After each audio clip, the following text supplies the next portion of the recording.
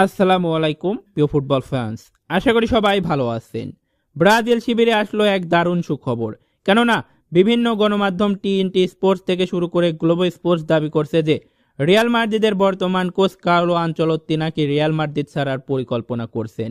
CBF আগে থেকে Real মাদ্রিদকে coach Carlo আনচেলত্তিকে প্রস্তাব দিয়ে রেখেছেন। তাহলে কি কার্লো আনচেলত্তি রিয়াল মাদ্রিদ ছেড়ে ব্রাজিলে যোগ দিবেন?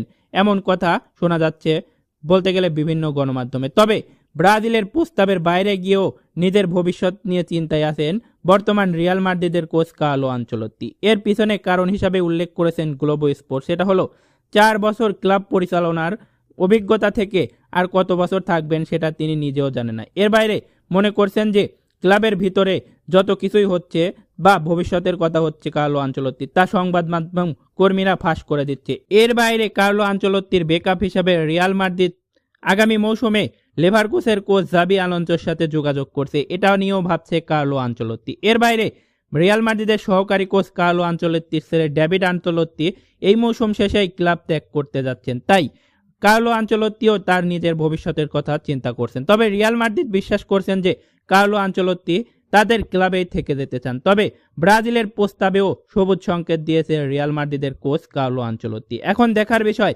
কার্লো আনচেলত্তি কি সিদ্ধান্ত নেয়। যদি শেষ পর্যন্ত সিদ্ধান্ত নেয় তাহলে জুনে বিশ্বকাপের পরে ব্রাজিলের ডাগ আউটে যোগ দিতে পারেন কার্লো আনচেলত্তি। এমনটাই দাবি করছে গ্লোবো স্পোর্টস থেকে শুরু করে টিএনটি স্পোর্টস ব্রাজিল মিডিয়াগুলো। শেষ পর্যন্ত যদি রিয়াল মাদ্রিদের কোচ হিসেবে জাবি আলোনসো আসে তাহলে কার্লো আনচেলত্তি এই মৌসুমে রিয়াল মাদ্রিদের চাকরি ছেড়ে দিতে চান, এমনটাই জানাচ্ছেন। শেষ পর্যন্ত কি হয় দেখা যাক। তবে সিবিএফ কার্লো আনচেলত্তির জন্য এখনো ওয়েট করে রয়েছেন। তার সবকিছু নির্ভর করছে কার্লো আনচেলত্তির উপর। তবে সিবিএফ এর অফার প্রায় 60% গ্রহণ করার সম্ভাবনা রয়েছে কার্লো আনচেলত্তির।